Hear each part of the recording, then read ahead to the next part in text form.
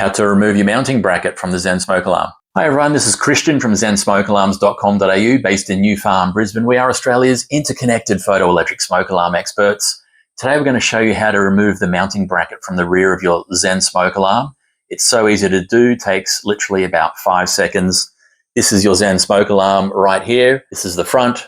This is the back with the mounting bracket. To remove it, simply twist it anti-clockwise like so. You can see it's just released and off it comes just like that. So that's your smoke alarm right here. This is your mounting bracket. Your mounting bracket is what attaches your smoke alarm to the ceiling with the 2 screws. So easy.